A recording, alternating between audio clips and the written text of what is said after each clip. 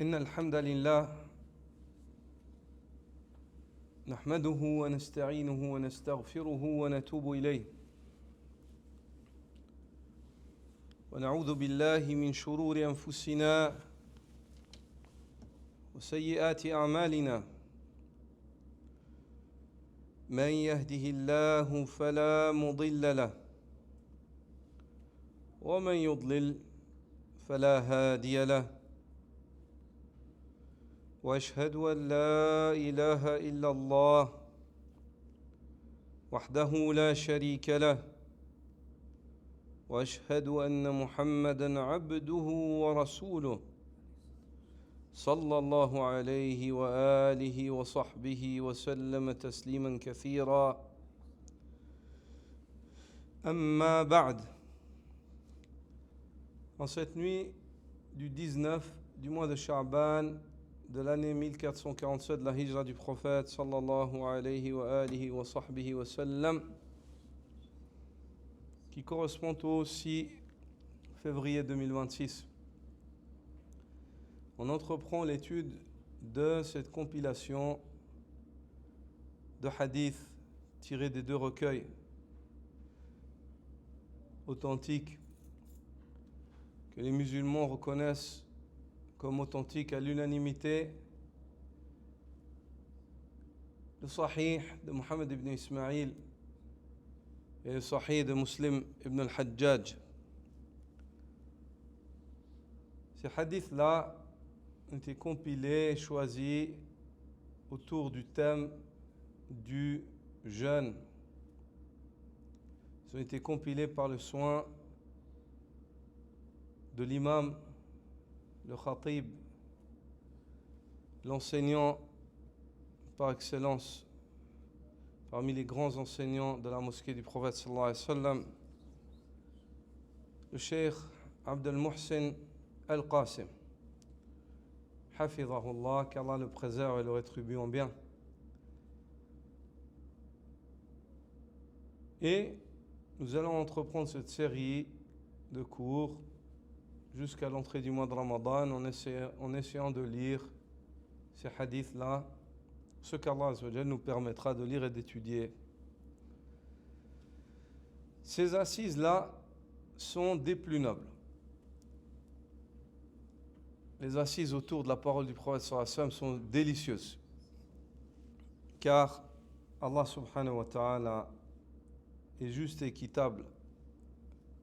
Il ne nous a pas été permis de côtoyer le prophète sallallahu alayhi wa sallam. Ceux qui l'ont côtoyé sont ceux qu'Allah a élus pour ce qu'il y avait dans leur cœur et leur accrochement sincère à la voie d'Allah Azza wa Jal et la recherche de sa satisfaction. Les Sahaba radiyallahu ta'ala anhum. Mais néanmoins, Allah Azza wa Jal a fait miséricorde à nos faibles personnes en préservant la sunna de son messager sallallahu alayhi wa sallam.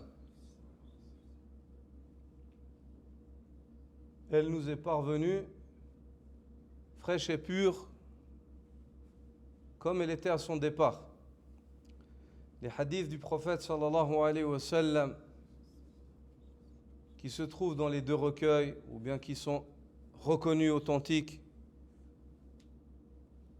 sont des paroles ou des actes ou des situations qui nous sont relatées ou des descriptifs qui remontent jusqu'au messager d'Allah avec une chaîne de transmission, avec un lien direct avec le prophète sallallahu alayhi wa sallam.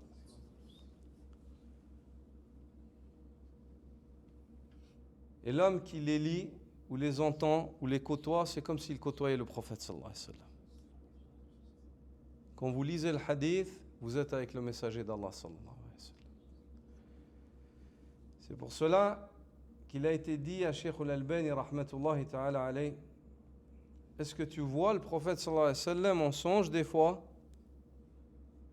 Le cheikh a répondu, il a dit, je suis avec le prophète sallallahu alayhi wa sallam tous les jours. Ils sont étonnés, masha'Allah, cheikh, tu le vois tous les jours en songe?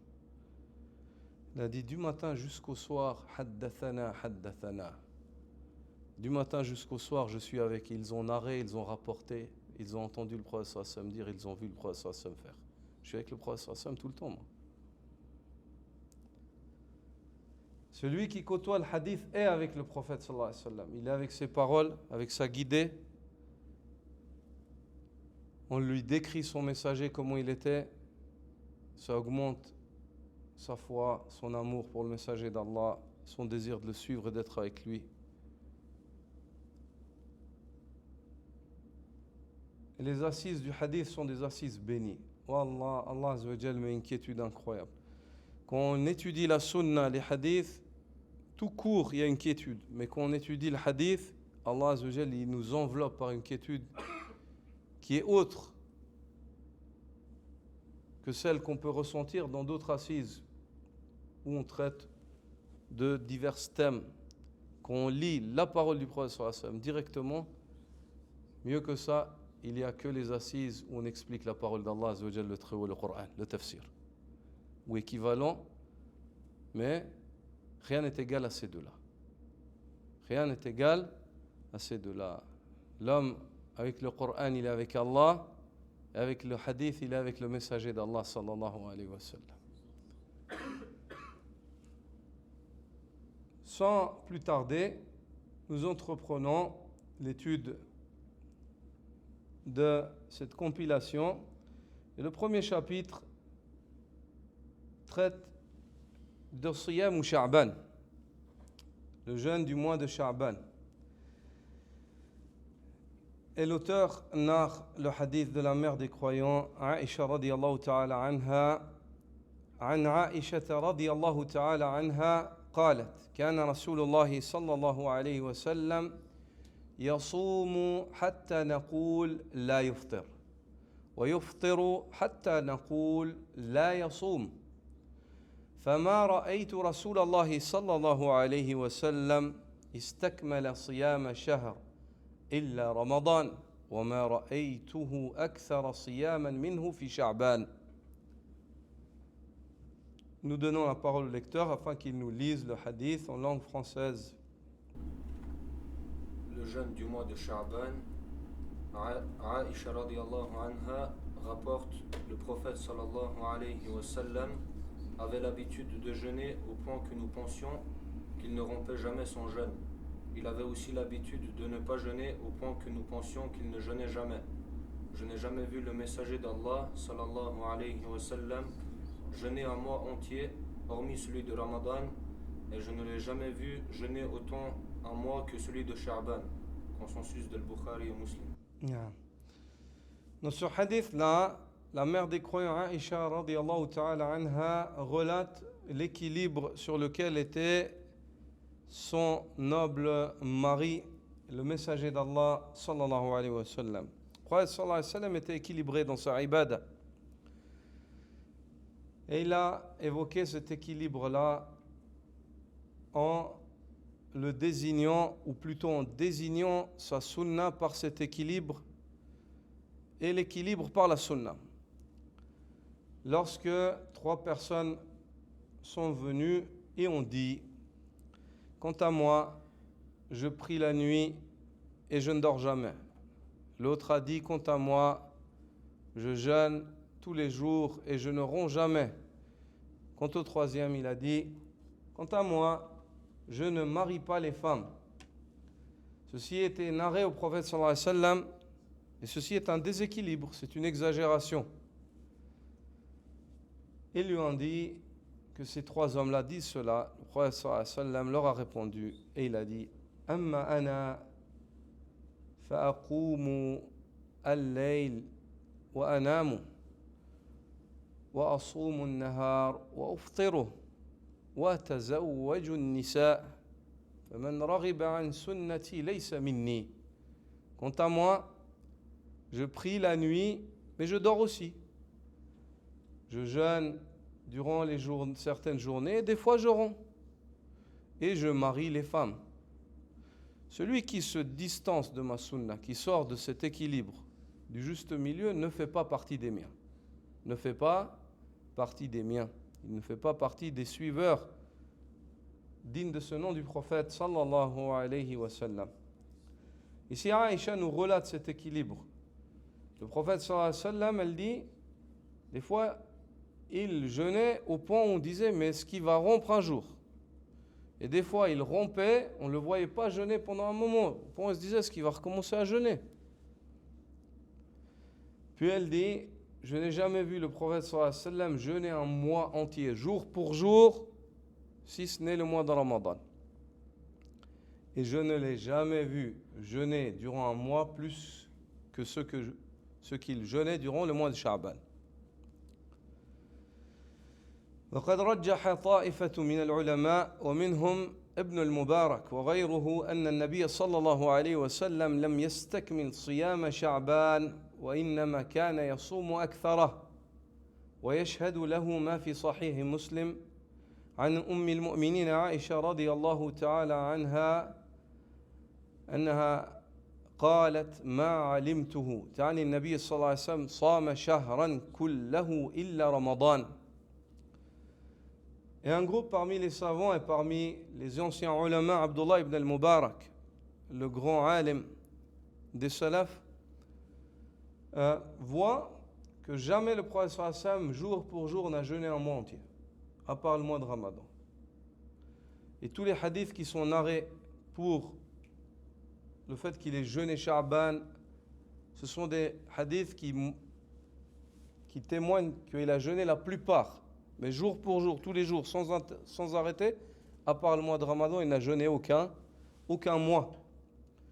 Et ce qui prouve cela, entre autres, c'est ce que narre l'imam Muslim dans son Sahih, selon la mère des croyants Aïcha radiyallahu ta'ala anha, qui dit, je ne sais pas, je ne l'ai jamais vu. Elle désigne par cela le prophète sallallahu alayhi wa sallam jeûner un mois tout entier, si ce n'est le mois de Ramadan. Et dans une autre variante, toujours selon Aïcha radiyallahu ta'ala anha, ما رأيت صام شهرا كاملا منذ قدم المدينة إلا أن يكون رمضان. Et je ne l'ai jamais vu jeûner un mois tout entier depuis qu'il est venu à Médine, sallallahu alayhi wa sallam, si ce n'est le mois de Ramadan.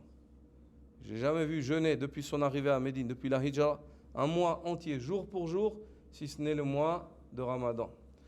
وفي صحيحين عن ابن عباس رضي الله عنهما قال ما صام رسول الله صلى الله عليه وسلم شهرا كاملا غير رمضان. Abdullah ibn Abbas, dans les deux recueils, Al-Bukhari et Muslim, narre et dit, le prophète sallallahu alayhi wa sallam n'a jamais jeûné un mois entier à part le mois de Ramadan. À part le mois de Ramadan. وكان ابن عباس يكره أن يصوم شهرا كاملا غير رمضان. Abdullah ibn Abbas détestait jeûner un mois en entier si ce n'est le mois de Ramadan. C'est-à-dire même dans Sha'ban, il jeûnait, mais il ne jeûnait pas tout le mois entier parce qu'il détestait cela car ils n'ont jamais vu le prophète sallallahu alayhi wa sallam faire cela. Regardez les Sahaba. Ils ne faisaient pas des choses quand ils ne voyaient pas le prophète sallallahu alayhi wa sallam. Ils détestaient faire ce que le prophète sallallahu alayhi wa sallam n'a pas fait. Ils détestaient rajouter dans la religion d'Allah. Ils se contentaient de suivre. C'est pour ça que Abdullah ibn Mas'ud radiyallahu ta'ala anhu a dit ittabi'u wa la tabtadi'u faqad kufitum. Suivez, n'innovez pas car on vous a suffi. On vous a suffi. On a vécu, on a vu le prophète sallallahu alayhi wa sallam faire. Quand on faisait des choses qui étaient fausses, on nous corrigeait. Suivez, prenez ce qu'il y a dans le din, ce qui vous est narré de nous. Ibn Hajar al-Asqalani rahmatullahi ta'ala alayhi dit كان صيامه في شعبان تطوعا أكثر من صيامه فيما سواه وكان يصوم معظم شعبان. Ibn Hajar dit, le prophète sallallahu alayhi wa sallam, durant le mois de Sha'ban, s'adonnait à un jeûne surrogatoire, bien plus que ce qu'il ne s'adonnait dans d'autres mois.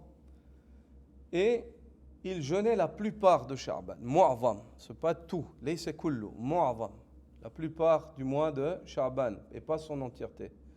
Usama ibn Zayd, qu'Allah l'agrée ainsi que son père, dit قلت يا رسول الله, je dis au messager d'Allah, لم أرك تصوم من شهر من الشهور ما تصوم من شعبان. Au messager d'Allah, je ne t'ai jamais vu jeûner durant un mois comme je te vois jeûner durant le mois de Sha'ban. Le prophète sallallahu alayhi wa sallam lui a expliqué, il a dit ذاك شهر تغفل الناس فيه عنه. Ceci est un mois au cours duquel les gens sont distraits. Ils sont distraits quant à la vertu et aux faveurs qu'Allah a établies durant ce mois-là. Les gens, cette distraction-là, elle émane du fait que le mois de Sha'ban, il vient avant lui, il y a le mois de Rajab qui est un mois sacré. Après lui, il y a le mois de Ramadan qui est un mois béni. Puis ensuite s'en suivent les mois du Hajj. Le début de l'année commence avec Muharram. Donc, il y a beaucoup d'activités. Sha'ban, c'est comme s'il est dissimulé dans tout ça un peu. Donc, les gens, ils font beaucoup d'efforts dans Rajab, c'est un mois sacré. Ils font beaucoup d'efforts dans Muharram, parce que c'est un mois sacré, c'est le début de l'année. Et puis, il y a ce qu'il y a, le jeûne de Ashura, ainsi de suite. Ils font de l'effort dans la fin de l'année, dans la décade de Dhul Hijjah. Et pour ceux qui vont faire le Hajj, et ainsi de suite. Et les mois sacrés, Dhul Qa'da, Dhul Hijjah. Puis, Sha'ban, c'est un mois, les gens, ils portent pas beaucoup attention. En règle générale, les instants ou les lieux où les gens sont distraits, où les gens oublient Allah, celui qui vient vers Allah dans ce moment-là ou dans ce lieu-là, Allah lui réserve une récompense particulière. C'est pour cela qu'Allah Azzawajal a établi ce qu'il a établi comme trésor dans le dernier tiers de la nuit. Car dans le dernier tiers de la nuit, très peu de gens viennent vers Allah. Très peu de gens viennent vers Allah. C'est pour cela qu'Allah Azzawajal a établi ce qu'il a établi comme récompense lorsqu'une personne évoque Allah Azzawajal dans le marché.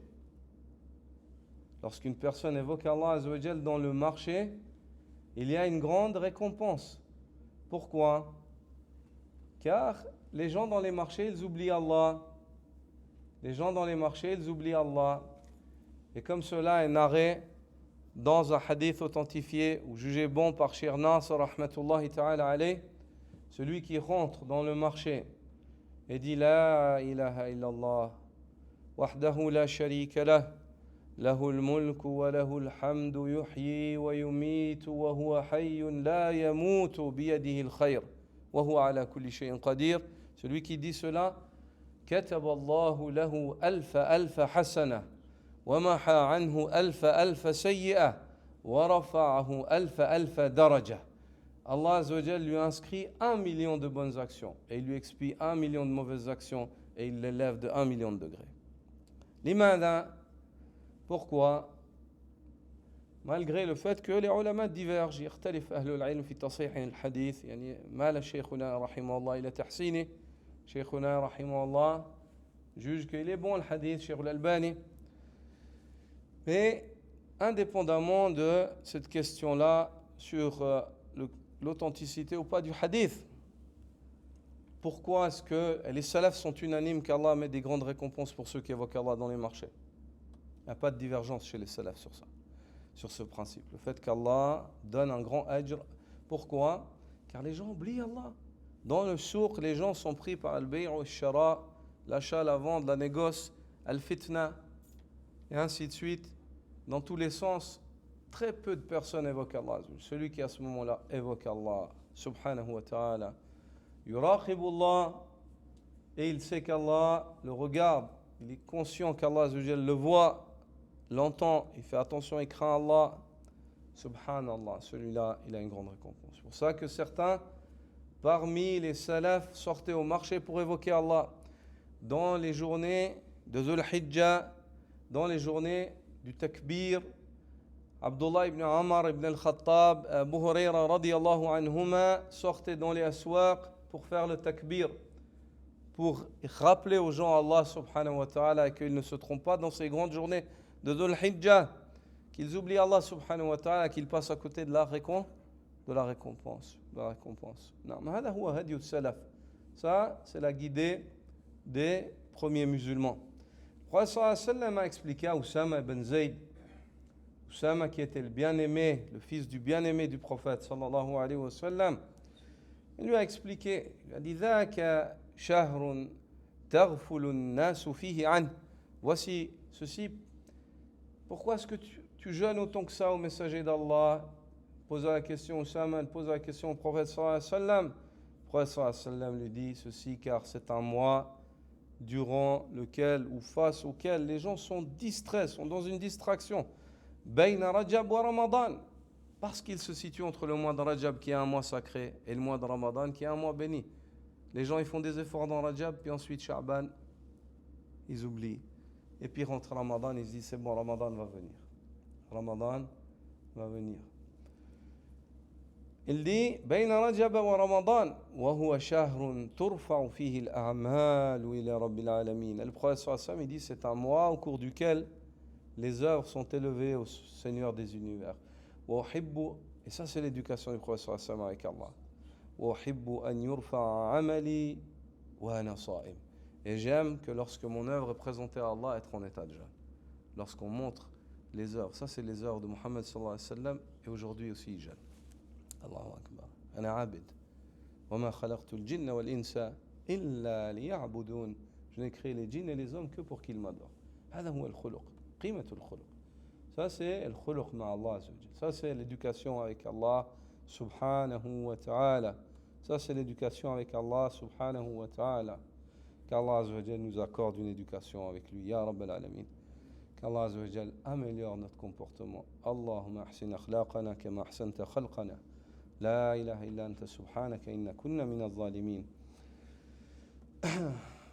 L'élévation des œuvres, ayyuhal ikhwa, l'élévation des œuvres, nous avons touché un bref mot au sujet de ce thème. L'élévation des œuvres est de catégorie. Ibn al-Qayyim dans Tariq al-Hijratain évoque et dit فَإِنَّ عَمَلَ الْعَامِ يُرْفَعُ فِي شَعْبَانِ. Les œuvres de l'année, elles sont levées à Allah durant le mois de Sha'ban. Tout ce que tu as fait et ce que j'ai fait depuis l'année passée jusqu'à maintenant, depuis Sha'ban l'année passée jusqu'à maintenant, durant ce mois-là, elles sont élevées à Allah Azza wa Jal. Tout ce qu'on a fait, elles sont élevées à Allah Azza wa Jal.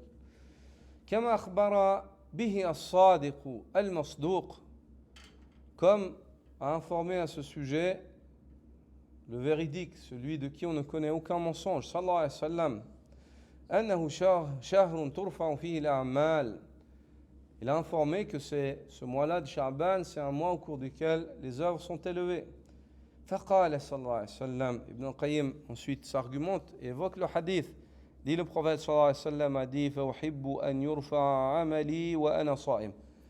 Et quant à moi, j'aime ou je désire, j'aime que lorsque mon œuvre est élevée à Allah Azza wa Jal, j'aime être en état de jeûne.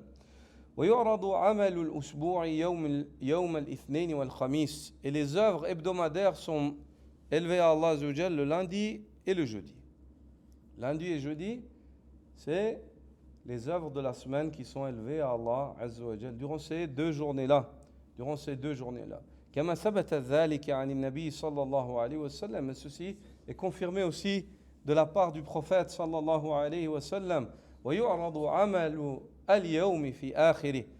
Et l'œuvre quotidienne de la journée à la fin de la journée. À la fin de la journée, l'œuvre, elle monte à Allah subhanahu wa ta'ala. Ce que tu as fait durant la journée, en fin de journée, ça s'élève à Allah azza wa jal. وعمل الليلة في آخرها. Et à la fin de la nuit, c'est l'œuvre de la nuit. Donc la journée, à la fin de la journée, après la prière de l'Asr, tes œuvres de la journée, elles s'élèvent à Allah. Puis, après la prière du Fajr, tes œuvres de la nuit, elles s'élèvent à Allah. Vous avez compris? Le prophète sallallahu alayhi wa sallam dit يجتمع فيكم ملائكة بالليل وملائكة بالنهار. Viennent se rejoindre auprès de vous des anges durant la nuit et des anges durant la journée. Et le prophète sallallahu alayhi wa sallam évoque que ceci se passe à la prière du Fajr et à la prière de l'Isha, à la prière du Asr, à la prière du Fajr et à la prière du Asr.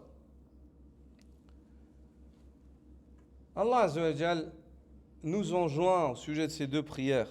L'une d'entre elles, il nous demande d'insister avec le Coran, et l'autre, il nous enseigne de bien la préserver. Elle dit وقرآن الفجر إن قرآن الفجر كان مشهودا. Et insister sur la lecture du matin. Et sachez que la lecture du matin, du Fajr, elle est dotée de témoins. Qui sont ces témoins? Al-Malaïka, les anges de la nuit et les anges de la journée. Ils se rejoignent. Ils se rejoignent. La prière du Fajr. Quant à la prière de l'Asr, Allah Azza wa Jalla dit وَحَافِظُوا عَلَى الصَّلَوَاتِ وَالصَّلَاةِ الْوُسْطَى. Et préserver les prières, et notamment la prière médiane. وهي العصر عند أكثر أهل التفسير. Et c'est la prière de l'Asr, conformément à l'avis d'une grande majorité des exégètes. Ces anges-là se rejoignent dans ces deux salats. Le prophète sallallahu alayhi wa sallam dit فَيَعْرُجُ الَّذِينَ بَاتُوا فِيكُمْ.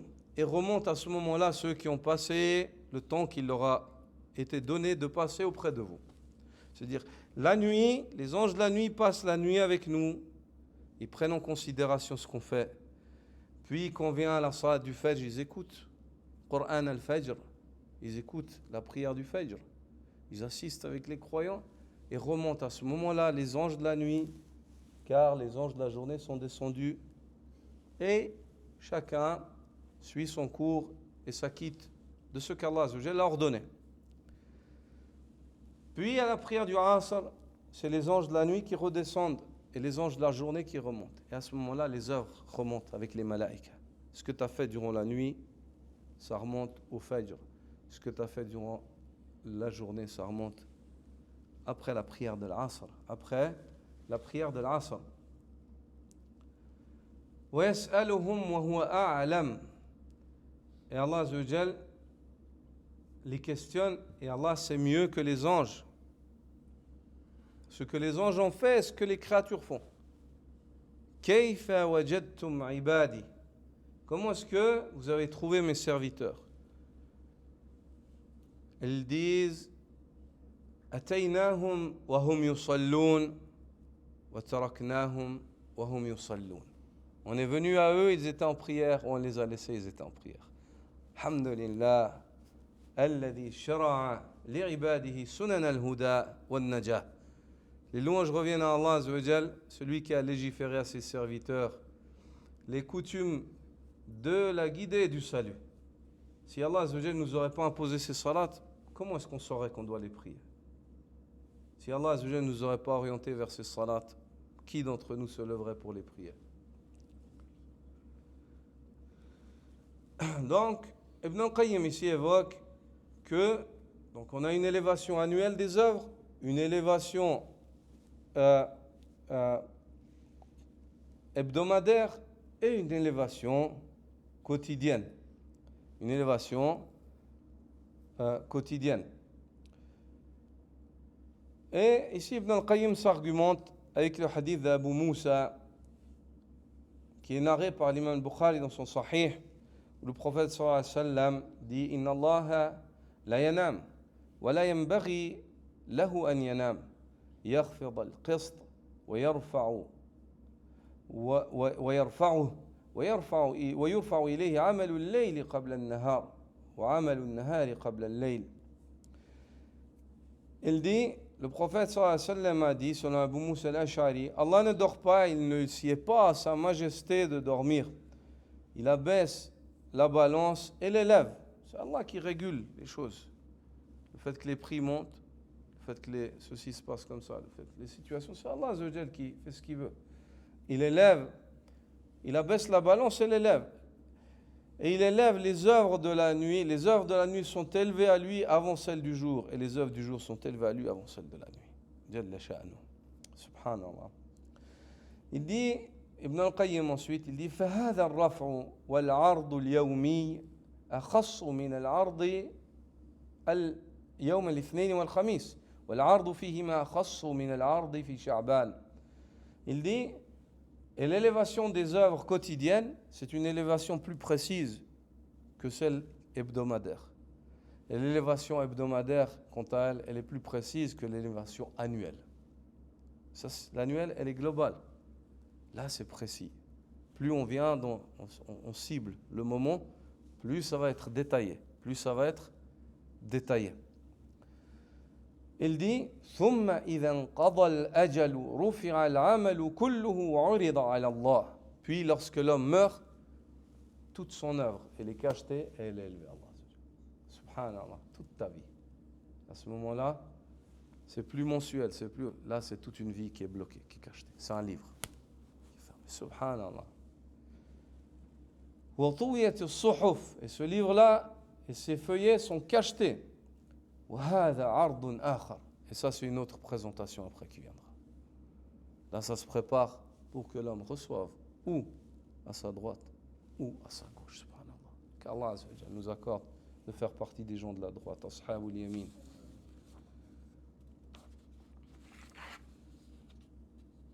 Et dans une variante d'Abu Daoud, il est dit كان أحب الشهور إلى رسول الله صلى الله عليه وسلم أن يصومه شعبان ثم يصله برمضان. Un hadith qui est jugé bon par Shir Nasr rahimahullah dans le Sunan d'Abi Daoud, il dit que le prophète sallallahu alayhi wa sallam, le mois qu'il aimait le plus jeûner était le mois de Sha'ban. Puis il le relie avec Ramadan. Donc ici le narrateur, qu'est-ce qu'il nous dit? Le prophète sallallahu alayhi wa sallam, il reliait.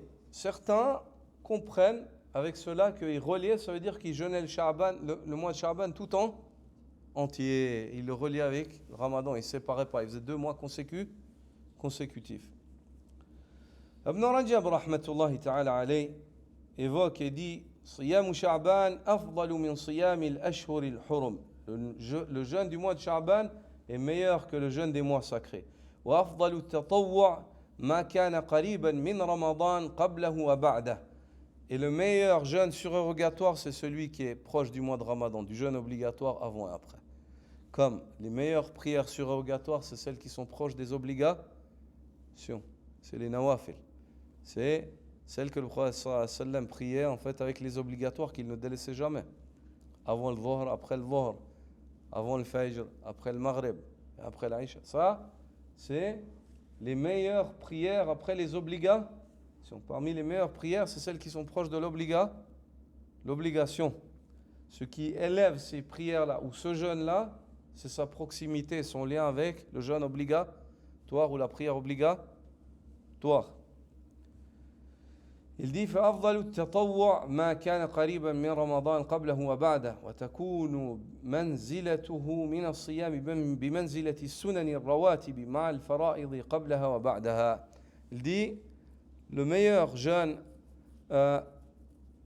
après le mois de Ramadan, c'est celui qui lui est proche, avant ou après. Et ceci car il a le statut qu'ont les sunan al-rawatib, les sunnahs que le prophète sallallahu alayhi wa sallam ne délaissait jamais parmi les prières quotidiennes.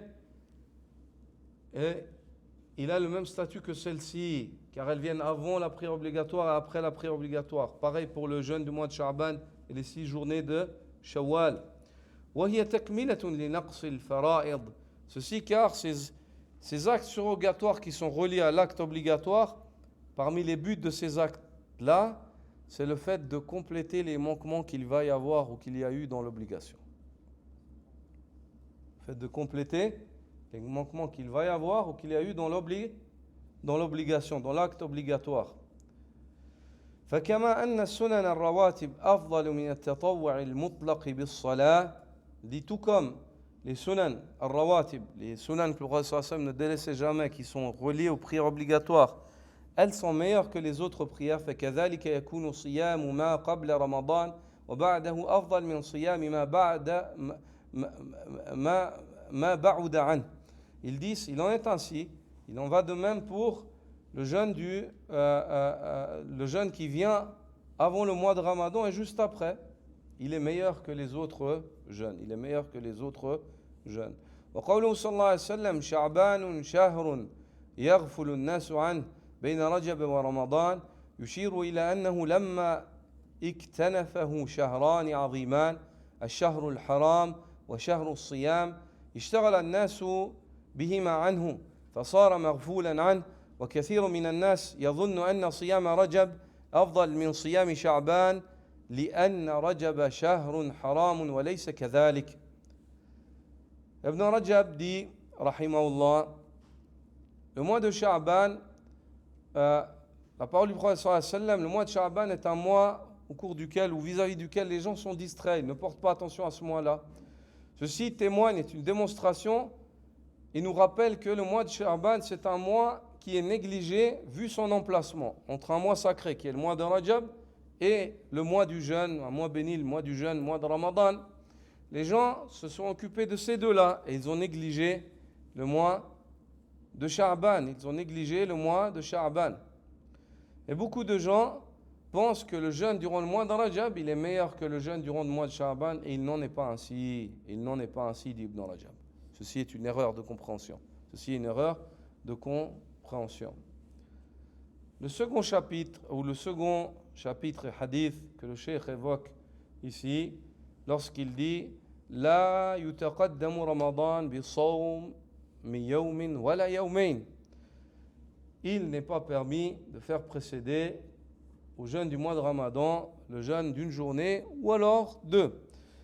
Et il s'argumente avec le hadith d'Abi Hurayra radiyallahu ta'ala anhu où le prophète sallallahu alayhi wa sallam a dit La tataqaddamu Ramadan bi sawmi yawmin wala yawmain illa rajul kana yasumu sawma falyasum. Abu Hurayra radiyallahu anhu rapporte que le prophète sallallahu alayhi wa sallam a dit Sallallahu alayhi wa Ne sallam. commencez pas Ramadan en jeûnant 1 ou 2 jours avant, sauf dans le cas d'un homme qui a l'habitude de jeûner. Dans ce cas-là, qu'il jeûne. Consensus d'Al-Bukhari et Muslim. C'est une autre question ici que le cheikh aborde en liaison avec le jeûne durant le mois de Sha'ban et ce qui précède le mois de Ramadan. Cette question-là, c'est le fait que le prophète sallallahu alayhi wa sallam est interdit.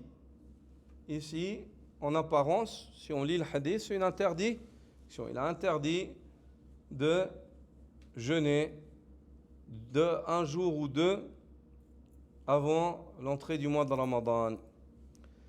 Ce hadith-là a poussé les jurisconsultes à développer sur le sujet et ils ont divergé quant à la compréhension de ce hadith.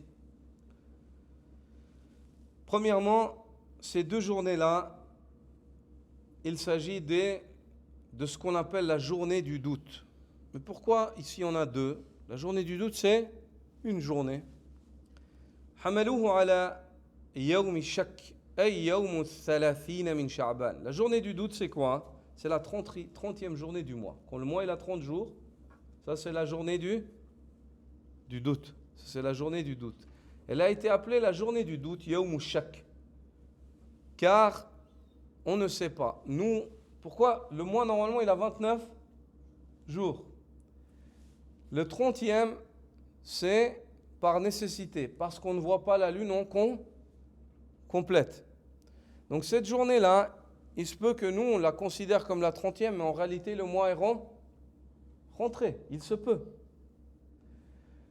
Donc, ici, cette journée-là, unanimement, ça c'est la journée du doute. Mais pourquoi ici le prophète sallallahu alayhi wa sallam met deux journées dans la journée du doute, c'est-à-dire la 29e aussi? Ceci car certains, parmi les ulama, je vais vous lire comme dans Hashiyat al-Sindi, il dit وحمله كثير من العلماء على أن يكون بنية رمضان لتكثير عدد صيامه أو لزيادة احتياطه بأمر رمضان وعلى صوم يوم الشك إذ لا يقع الشك عادة في يومين.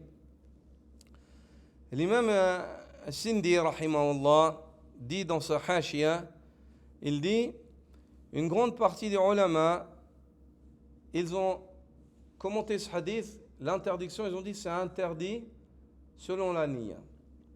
Si l'homme a la niya de jeûner cette journée-là en se disant que peut-être Ramadan est rentré et moi je mange, nous on a complété un 30e jour, mais peut-être c'est Ramadan et moi je mange, donc je fais quoi? Je jeûne. Ici le prophète sallallahu alayhi wa sallam a interdit cela. Pourquoi? Car le musulman, il lui est interdit de rentrer dans la ibad avec un doute. ما أنت بمخاطب. Tu n'es pas concerné par un acte d'adoration tant que tu n'es pas sûr que son temps est rentré. Le musulman n'adore pas Allah Azza wa Jal sur le shak, sur le doute. Allah, min al-maqasid al-ilahiyya, parmi les buts divins, c'est le fait d'apaiser le cœur des serviteurs et que l'homme rentre dans le culte avec sérénité, avec conviction, en étant sûr. C'est pour ça que Allah Azza wa Jal, dans sa charia, tu ne peux pas faire la prière avant d'être convaincu que la prière est rentrée. Tu ne commences pas à jeûner avant d'être convaincu que l'heure, elle a commencé. Le mois de Ramadan ne rentre pas avant que tu sois convaincu. Ça veut dire, tu vois la lune, si tu ne la vois pas, tu complètes un jour, et en complétant, tu es sûr que tu es rentré dans le mois. Est-ce que c'est clair? Hadi maqasid ilahiyya. Parmi les maqasid ash-shaytaniyya, parmi les buts démoniaques, c'est le fait que l'homme adore, dans son culte, il adore avec doute. Est-ce que j'ai le wudu?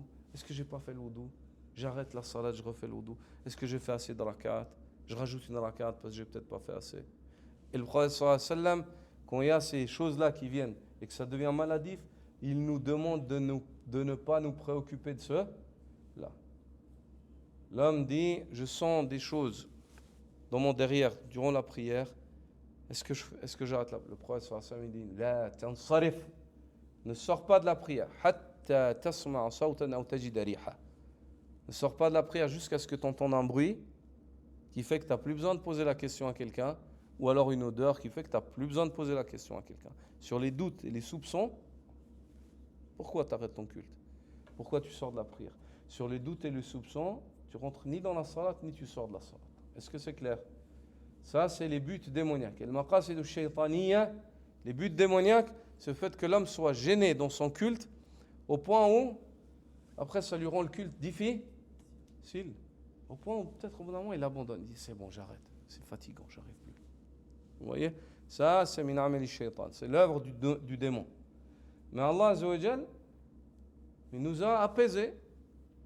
Soumu li ru'yati, jeûnez à sa vue. Waftiru li ru'yati, rompez à sa vue. Fa in ghumma alaykum, si vous ne voyez pas, fakmilu al-iddata thalathin, complétez le cycle d'un 30e jour. C'est simple. Inna as-salata kanat 'ala al-mu'minina kitaban mawquta. La prière a été décrétée comme obligation pour les croyants dans des temps précis. Avant d'être sûr que le temps est rentré, Allah ne t'engage pas avec la prière. Il ne faut même pas mettre dans ta tête la question de la prière. Dès que tu es sûr que le temps est rentré, lève-toi, fais le wudu, Allahu Akbar, fais ta salat. Alhamdulillah. C'est un digne de clarté. On adore Allah Azza wa Jal avec basira, avec clairvoyance, avec yaqeen, avec certitude. Le shak, le doute, ne fait pas partie des fondations sur lesquelles on assoit le culte d'Allah subhanahu wa ta'ala. Donc ici, l'imam Sindi rahmatullahi ta'ala alayhi, il dit, la plupart des ulama voient que ce hadith, l'interdiction de jeûner d'un jour ou deux, ça concerne précisément ceux qui se diraient, je jeûne car peut-être Ramadan est rentré. Ça c'est beaucoup, c'est connu, hein, dans le monde musulman c'est connu. C'est connu qu'il y a des gens qui se disent, ah, subhanallah, et regardez en fait cette piété qui est déplacée. On s'arrête on se dit peut-être Ramadan est rentré, donc je m'abstiens. On se dit peut-être c'est pas encore le Maghrib, donc j'attends 5 minutes. On se dit des choses comme ça. Mais par contre, pendant les journées de jeûne, on ne se dit pas qu'il est interdit de médire,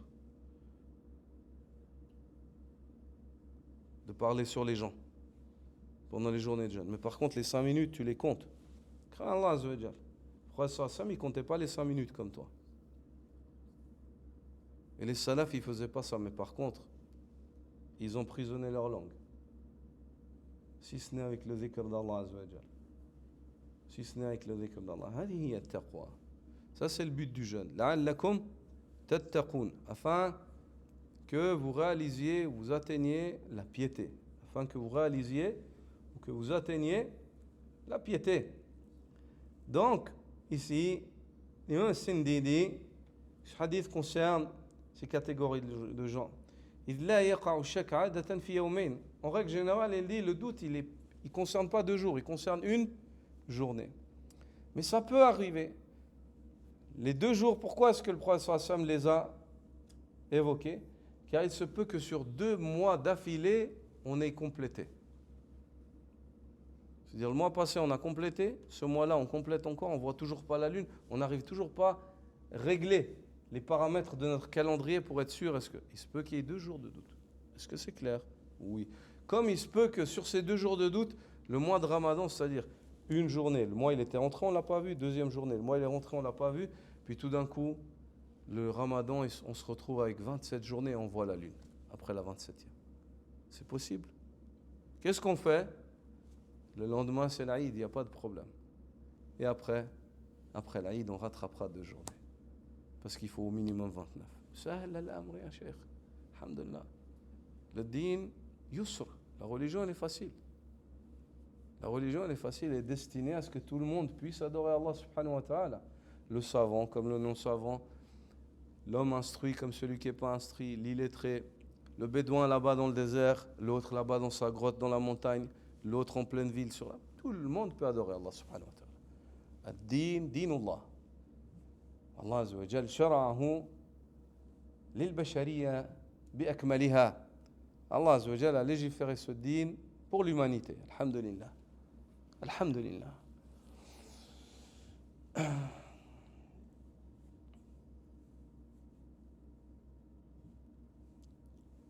Donc ici, ce que l'on comprend du hadith du prophète sallallahu alayhi wa sallam, c'est que le prophète sallallahu alayhi wa alihi wa sahbihi wa sallam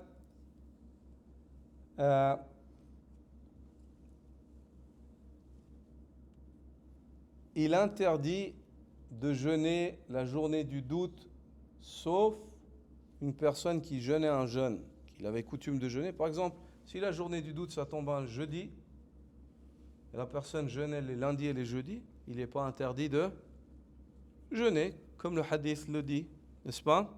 C'est juste ou pas? C'est ce que tu as lu, non? Voilà. Sauf une personne qui jeûnait un jeûne, il avait l'habitude de le jeûner, qu'il le jeûne. Mais une personne qui n'avait pas l'habitude de jeûner, alors à ce moment-là, c'est détestable de jeûner sans raison. Et une personne qui jeûne, et ça c'est le tafsil. Cheikh al-Islam ibn Taymiyyah, rahimahullah, dit « Man fassala faqad assala » Celui qui développe, il a assis le sujet sur ses fondations. Ce hadith-là, en apparence, il y a une interdiction. Il y a une permission et une interdiction.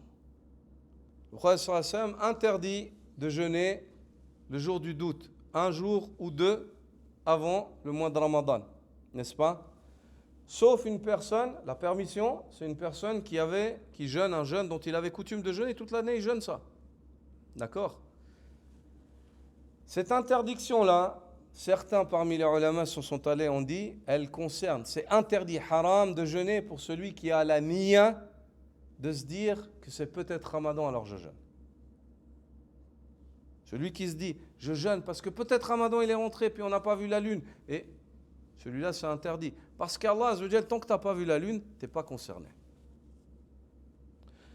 Et le fait de jeûner avant de voir la lune ou avant de compléter le cycle du mois de Sha'ban, c'est comme le fait de faire la prière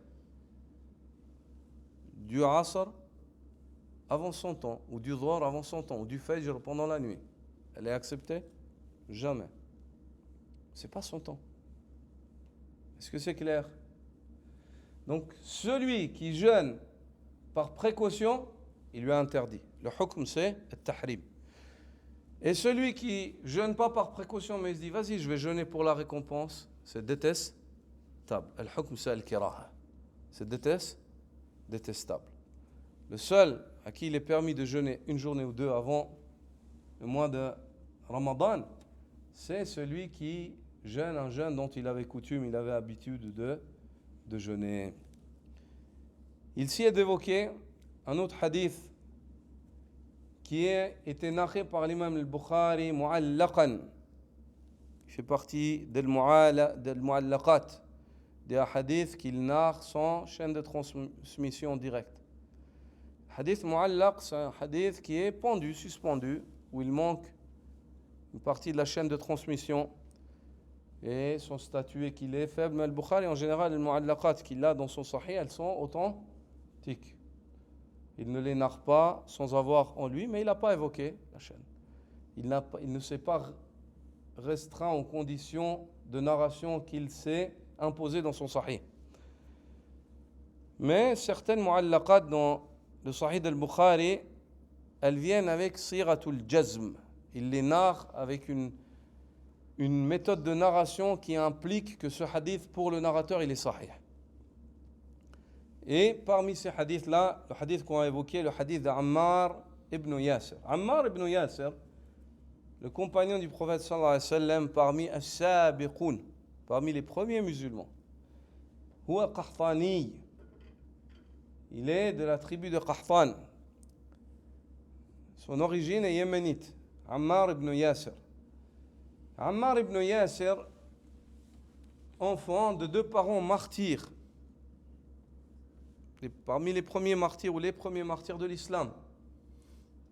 Soumayya Yasir, radiyallahu anhum ajma'in, qu'Allah les agrée tous. Ammar ibn Yasir, le prophète sallallahu alayhi wa sallam l'aimait beaucoup. Et c'est un homme dont les vertus ont été évoquées par le prophète sallallahu alayhi wa sallam. Allah azza wa jalla l'a évoqué dans le Coran sans évoquer son nom. Un verset descendu pour lui. Et les Sahaba, divers récits des compagnons évoquent et narrent comptent les vertus de Ammar ibn Yasir.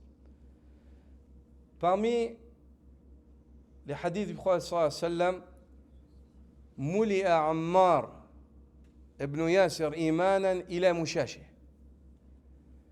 Ammar ibn Yasir, dit le prophète sallallahu alayhi wa sallam, a été empli de foi jusqu'à sa moelle. Subhanallah. Ammar ibn Yasir, Allah l'a rempli de foi jusqu'à sa moelle, dit le prophète sallallahu alayhi wa sallam. Il est rempli d'iman. Un jour, les polythéistes mécois l'ont pris et ils l'ont châtié, ils l'ont torturé pour qu'il insulte Allah, sa religion et le prophète sallallahu alayhi wa sallam. Au bout d'un moment, il a cédé. Tellement il a été châtié, torturé, il a cédé. Et quand il est venu, il a dit au prophète sallallahu alayhi wa sallam, il a dit, Ya Rasulallah, ils m'ont battu jusqu'à ce que j'ai... Et il a dit, le prophète sallallahu alayhi wa sallam, il lui a dit,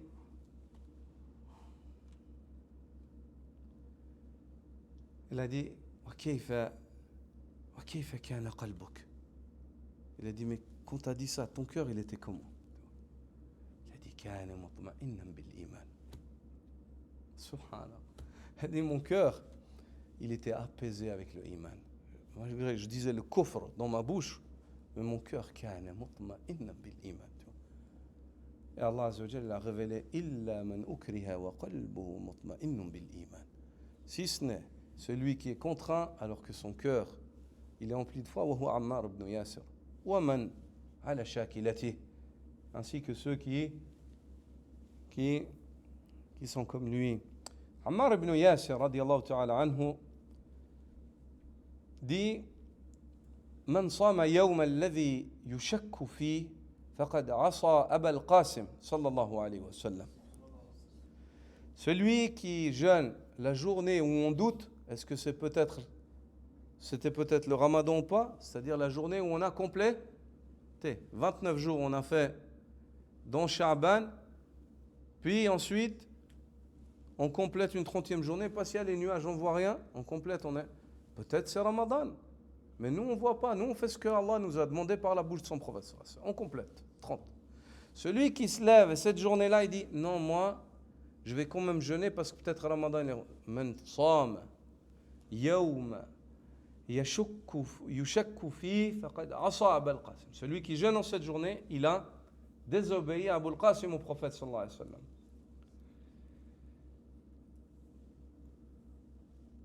Et ce hadith-là, il a une histoire, il a un contexte. Ce hadith-là, Ammar ibn Yasir, le moment où il l'a évoqué, le contexte, il y a un contexte dans lequel il l'a dit. Il l'a dit au tabi'in. Silat ibn Zufar dit Kunna inda Ammar ibn Yasir. On était auprès d'Ammar ibn Yasir.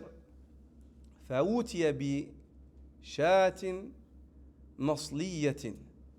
Faqala kulu. On était auprès d'Ammar ibn Yasir, puis on a amené un mouton rôti. On nous a amené un mouton rôti, puis il a dit Bismillah, mangez. Fatanaha ba'd al-qawm. Certains parmi les personnes présentes, elles se sont mises de côté, elles n'ont pas voulu manger.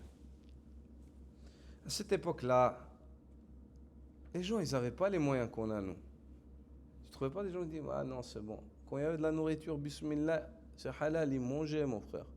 Parce que peut-être des fois, 2 jours, 3, ils ne trouvaient pas de nourriture. فتنحى بعض القوم. Certains se sont mis de côté. فقال إني صائم. Il a dit moi je jeûne. فقال عمار من صام يوم الشك فقد عصى أبا القاسم.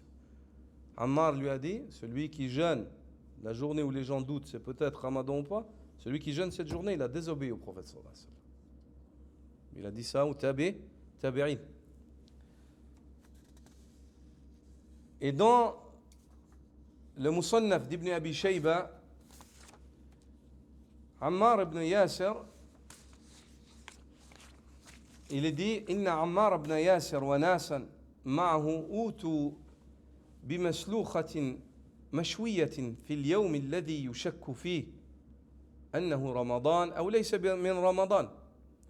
فاجتمعوا فاعتزلهم رجل فقال له عمار تعال فكل فقال فإني صائم فقال له عمار إن كنت تؤمن بالله واليوم الآخر فتعال وكل. Ammar ibn Yasir, le narrateur dit Ammar, on était avec Ammar ibn Yasir, puis on nous a amené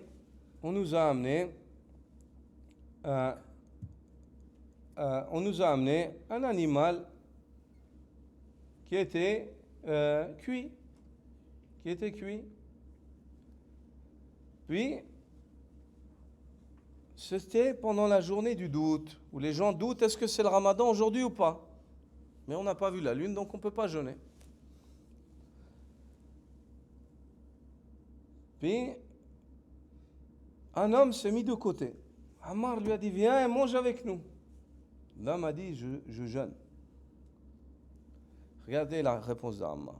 Il a dit, si tu as la foi en Allah au jour dernier, viens ici et mange. In kunta tu'minu billahi wal yawmil akhir. Pourquoi est-ce qu'il a dit ça? لقد كان لكم في رسول الله أسوة حسنة لمن كان يرجو الله واليوم الآخر وذكر الله كثيرا. Vous avez en le messager d'Allah le meilleur des exemples pour celui qui espère la rencontre avec Allah et craint le jour dernier et évoque fréquemment Allah. Donc si toi tu évoques fréquemment Allah, t'aimes Allah, t'espères rencontrer Allah, tu crains le jour dernier, qu'est-ce que tu as de mieux, qu'est-ce que tu as d'autre à faire que de suivre le messager d'Allah? Bien. Le prophète sallallahu alayhi wa sallam, il n'a jamais jeûné cette journée comme toi. Pourquoi toi tu fais? Tu es plus pieux que lui. Anta atqa minhu. Hal anta alam minhu. Akhwaf. Tu crains plus Allah, tu connais mieux Allah que le prophète sallallahu alayhi wa sallam. Abadan. Fais ce que le prophète. Regarde la réponse du sahabi. Ta'alu wa kul. In kunta tu'minu billahi wal yawmil akhir. Si tu as la foi en Allah au jour dernier, viens avec nous et mange. Crains Allah. Ensuite, il s'y est aussi d'évoquer dans ce chapitre les hadiths qui ont été narrés sur l'interdiction de jeûner après la moitié du mois de Sha'ban. C'est dans le même chapitre et dans le même contexte. Ce que narre Abu Daoud ou Tirmidhi, Ibn Majah, selon Abu Hurayra radiyallahu ta'ala anhu, le prophète sallallahu alayhi wa sallam dit إِذَا انْتَصَفَ شَعْبَانَ فَلَا تَصُومُوا. Lorsque le mois de Sha'ban passe la moitié, ne jeûnez plus. Ne jeûnez plus.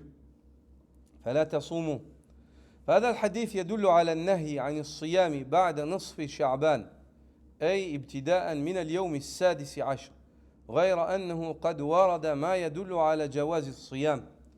Ce hadith-là, si on le prend en apparence, on comprend que c'est interdit de jeûner dès que le mois de Sha'ban passe la moitié. C'est-à-dire à partir du 16 de Sha'ban, interdit de jeûner si on prend le hadith d'une manière apparente. Mais ce hadith-là, il y a d'autres hadiths qui viennent nous expliquer les exceptions qui font qu'on peut jeûner après la moitié du mois de Sha'ban. L'imam al-Bukhari et Muslim, tous deux selon Abu Hurayrah radiyallahu ta'ala anhu, dit selon Abu Hurayrah radiyallahu ta'ala anhu qui dit que le prophète sallallahu alayhi wa sallam a dit la tataqaddamu Ramadan bi sawmi yawmin wala yawmin illa rajulun kana yasumu sawman falyasum.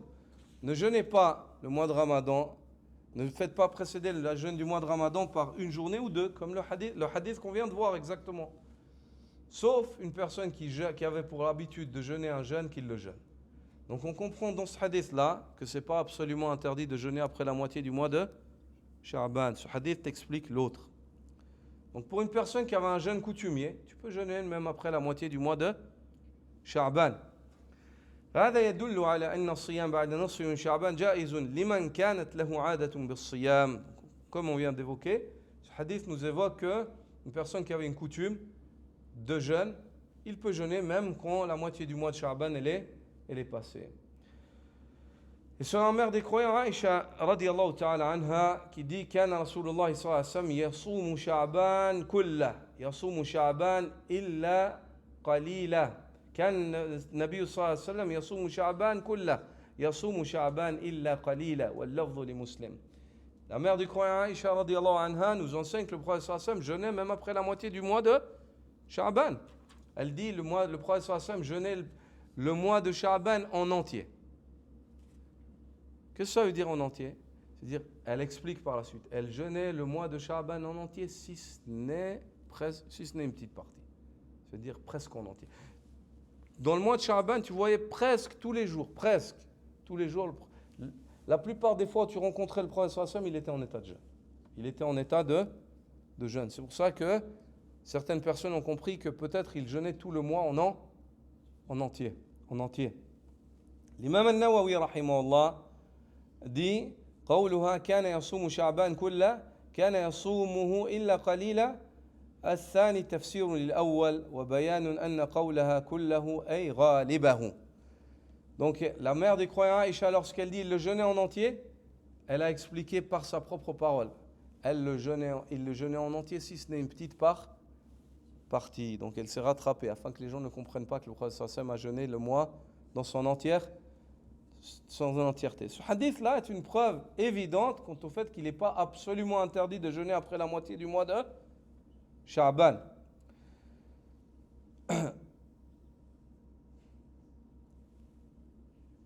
Les savants autour de ce hadith, alors quel est le sens de ce hadith? Lorsque le mois de Sha'ban passe sa moitié, ne jeûnez plus. Le jumhur des ulama voit que ce hadith, il est faible. Le jumhur des ulama voient que ce hadith, il est faible. Mais Ahl al-Tahqiq, parmi les savants du hadith, anciennement et actuellement, ils voient que le hadith, il n'est pas faible, mais il est juste.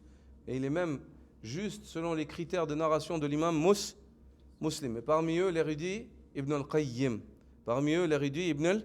Ibn al-Qayyim évoque, car le problème chez le Jumhur, c'est qu'il y a un narrateur qui est seul. Il s'appelle Al-Ala ibn Abdurrahman. Et il se base souvent sur une parole de l'imam Ahmed, rahmatullahi ta'ala alayh. Il dit, j'ai entendu Abdurrahman ibn al-Mahdi, il ne considérait pas cette chaîne de transmission et cette narration, et il ne narrait pas ce hadith parmi les hadiths musnada ila Rasulillah sallallahu alayhi wa sallam. Mais Al-Ala lui-même, ce narrateur-là, il est fiable. Les deux cheikhs, ainsi que les narrateurs des Sunan Nar, de lui, et relatent ces hadiths. Ibn al-Qayyim dit, fi tahdhib Sunan Abi Daoud, il dit, amman da'af al-hadith, au sujet de ceux qui rendent le hadith faible, il dit, inna hadha al-hadith sahihun ala sharti Muslim. Ce hadith-là est juste et il est conforme aux critères de narration de l'imam Muslim. وإن تفرد العلا به لا يعد قادحا. Et le fait que l'ala soit le seul à avoir narré cela, c'est-à-dire dans un des maillons, il est seul. C'est un ahad, c'est un narrateur qui est seul. Personne d'autre que lui a évoqué cela. Il dit, ceci n'implique pas que le hadith est faible. لأن العلا ثقة, car l'ala est un narrateur fiable. وقد أخرج له مسلم في صحيح عدة أحاديث عن أبيه عن أبي هريرة رضي الله تعالى عنه. L'imam Muslim narre de l'ala beaucoup de hadiths dans son sahih. العلاء de son père de Abu Huraira رضي الله تعالى عنه. وكثير من السنن تفرد بها ثقات عن النبي صلى الله عليه وسلم فقبلها الأمة وعملت بها. Et souvent, certaines sunnas qui nous sont narrées, elles nous sont narrées et quelque part dans la chaîne de transmission, il y a un seul narrateur. Mais pour autant que ce narrateur il soit fiable, la Ummah elle a toujours accepté ces hadiths-là. L'imam Shafi'i dans Al-Umm évoque cela, que cela, il n'y a pas de problème quant au fait qu'un seul narrateur narre une information. S'il est fiable le narrateur et qu'elle nous vient d'un seul narrateur, on la prend et on n'a aucun complexe avec cela. On n'a aucun complexe avec cela. Puis il dit, rahmatullahi ta'ala alayh, وأما ظن معارضته بالأحاديث الدالة على صيام شعبان فلا معارضة بينهما. Quant à ceux qui ont vu un complexe dans le hadith, ils ont dit ce hadith-là, il y a une faiblesse et il contredit les hadiths dans le Bukhari. Si le prophète sallam il a jeûné presque tout Sha'ban, ne jeûnez pas 2 jours avant, sauf celui qui avait pour coutume de jeûner un jeûne qu'il le jeûne. Certains savants voient, il contredit. Ces hadiths, ils sont dans les 2 sahih. Et avec, ils sont muttafaqa alayha, ce hadith, il vient les contredire parce que le prophète sallam il dit ne jeûnez pas lorsque le mois de Sha'ban passe sa moitié. Il dit, quant à ceux qui prétendent une contradiction entre ce hadith et les hadiths authentiques, en réalité, Ibn al-Qayyim dit, il n'y a pas de contradiction. Il n'y a pas de contradiction. Et ça, regardez l'ilm d'Ibn al-Qayyim. فإن تلك الأحاديث تدل على صوم نصفه ما قبله. Car les hadiths qui viennent et te narrent que c'est permis de jeûner après la moitié de Sha'ban, ils évoquent la permission de jeûner la moitié de Sha'ban en ayant jeûné avant la moitié de Sha'ban. Car le prophète sallam jeûnait après la moitié de Sha'ban, mais il jeûnait presque tout le mois. Il a jeûné avant la moitié aussi, n'est-ce pas? Quant au hadith, ne jeûnez pas 1 jour ou 2 avant le mois de Ramadan, si ce n'est une personne qui a un jeûne pour coutume. Une personne qui a un jeûne pour coutume, c'est lundi et jeudi en général, ou les jours blancs.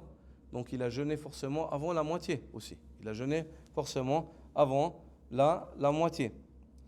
Puis il dit, وَعَلَى الصَّوْمِ الْمُعْتَادِ فِي النِّصْفِ الثَّانِي, et ainsi que le jeûne coutumier, c'est-à-dire où les hadiths qui nous enseignent qu'on peut jeûner après la moitié de Sha'ban, ou c'est des hadiths où la personne elle a jeûné avant la moitié, ou alors c'est des hadiths qui traitent d'un jeûne coutumier. En dehors de cela, il n'est pas permis ou voire détestable de jeûner après la moitié de Sha'ban. Si tu n'as pas jeûné avant, ou si tu n'avais pas un jeûne coutumier que tu jeûnes. Est-ce que c'est clair?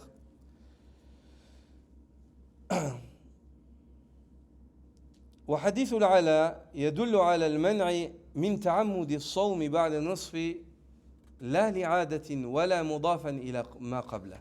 Et le hadith de l'Ala que nous narre l'Ala où le prophète sallallahu alayhi wa sallam dit lorsque le mois de Sha'ban passe sa moitié, ne jeûnez pas. Il dit c'est une interdiction qui concerne ceux qui n'ont pas jeûné avant la moitié et ceux qui n'ont pas un jeûne coutumier. C'est-à-dire ils disent la moitié du mois de Sha'ban elle passe et ils se disent je vais jeûner quelques jours comme ça dans Sha'ban. Est-ce que c'est clair? C'est eux qui sont concernés par ne jeûnez pas. Lorsque le mois de Sha'ban passe sa moitié, ne jeûnez pas. L'imam Cheikh Ibn Baz, rahimahullah, a été questionné, comme cela est relaté dans Majmou' Fatawa, dans la compilation de ses fatwas. Il a été questionné sur ce hadith-là, le hadith de l'interdiction de jeûner après la moitié de Sha'ban. Il dit huwa hadithun sahih, kama qala al-allamatu Cheikh Nasruddin al-Albani. Regardez Cheikh Ibn Baz. Il dit c'est un hadith authentique, comme l'a évoqué le grand savant, l'éminent savant Mohammed Nasruddin al-Albani. Regardez Cheikh Ibn Baz, ce que je dis. Regardez l'éducation des ulama. Ça c'est le adabi akhi. Il dit pas non c'est moi, je vais pas évoquer un autre cheikh. Il dit moi al-hadith ou sahih. Pourtant Cheikh Ibn Baz aussi, il fait du tashih et du tadaif. il corrige aussi les hadiths. Il a la capacité, il connaît. Il connaît les narrateurs, il connaît des choses. Taban, il n'a pas, il s'est pas plongé dedans comme était plongé Cheikh Nasr, rahimahullah. Cheikh Nasr, c'était son quotidien, sabahan wa masa'a. Le hadith, les rijal, c'était sa vie, toute sa vie, du matin jusqu'au soir. Mais Cheikh Ibn Baz aussi, Cheikh Ibn Uthaymin aussi. Mais malgré cela, ils font remonter cela à celui parmi eux qui est. Il dit, le hadith est sahih, comme l'a évoqué l'éminent savant Cheikh Al-Allama, Nasruddin Al-Albani, rahimahullah. Regardez, l'éducation de Cheikh Ibn Baz. Et ensuite, il explique al-murad. Il dit, wal-muradu bihi an-nahyu an ibtida'i as-sawm ba'da an-nasr. Ce qui est voulu dans ce hadith, c'est le fait de commencer à jeûner spontanément après le milieu du mois, à partir de la 16e journée. C'est-à-dire sans avoir jeûné avant et sans que vienne un jour de jeûne dont tu avais coutume toute l'année de jeûner cette journée-là. Comme les lundis et les jeudis, par exemple. Puis il dit أما من صام أكثر الشهر أو الشهر كله فقد أصاب السنة. Quant à celui qui jeûne la plupart du mois ou le mois en entier, il a suivi la sunna. Donc Cheikh Ibn Baz était d'avis que jeûner tout le mois, ça fait partie de la sunna aussi. L'un et l'autre font partie de la sunna. Donc on voit ici l'avis de Cheikh Ibn Baz, rahimahullah.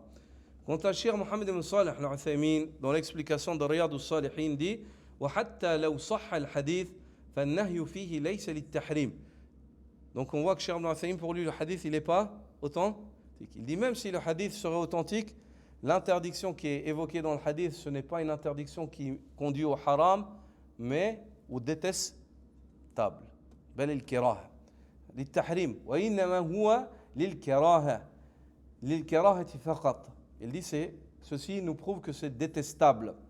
كما أخذ بذلك بعض أهل العلم, conformément à la compréhension de certains parmi les ulama. إلا من له عادة بالصوم, sauf celui qui a une coutume de jeûner, alors il n'y a pas d'interdit ni de détestable. فإنه يصوم ولو بعد نصف شعبان, il peut jeûner cela même si le mois de Sha'ban passe la moitié. Quelle est la sagesse dans ce hadith de l'interdiction de jeûner le mois de Sha'ban? L'interdiction, lorsque le mois de Sha'ban passe sa moitié, l'interdiction de jeûner lorsque le mois de Sha'ban passe sa moitié. Quelle est la sagesse? La sagesse en cela, c'est le fait que l'homme ne soit pas pris de fatigue avant le mois de Ramadan et qu'il n'ait pas le temps de s'accoutumer au jeûne. Certaines personnes pourraient dire, mais alors qu'en est-il de celui qui a jeûné depuis le début? Celui qui a jeûné depuis le début du mois de Sha'ban, ceux qui ont déjà essayé cela, ils pourront vous le dire. Cette méthode-là, elle fait que le corps il s'accoutume. Tu rentres dans le mois de Ramadan comme si c'était quelque chose de normal, avec une aisance. Mais en règle générale, si ici les hadiths, et le hadith pour une grande partie, et moi je suis l'avis de ceux qui voient qu'il est authentique, ce hadith-là ne fait pas craquer tes doigts à la mosquée. Ce hadith-là, en fait, subhanallah, celui qui commence à jeûner à partir du 7 ou du 17, en règle générale, il sera pris de fatigue. Il va rentrer dans le mois de Ramadan, dans la partie où le corps n'est pas encore accoutumé. C'est-à-dire au début du mois de Ramadan, là il faut avoir du nashat pour commencer au début. Il va ressentir ce qu'il ressent au milieu du Ramadan, en règle générale. Ça va décaler son ressenti. Tandis qu'une fois qu'il y a un mois qui passe, regarde, quand le mois de Ramadan il passe dans son entièreté, tu pourrais continuer 2 mois, 3 mois après, sans problème. Parce que le corps il s'est accoutumé. Il y a la baraka dans la sunna. Il y a la baraka dans la sunna. Le prophète sallallahu alayhi wa sallam, il t'enseigne, ce qu'il t'enseigne c'est pour ton bien et ton salut. Pour ton bien et ton salut. Sur cela, on arrête pour ce soir. Subhanaka wa bihamdika ashhadu an la ilaha illa anta astaghfiruka wa atubu ilayk.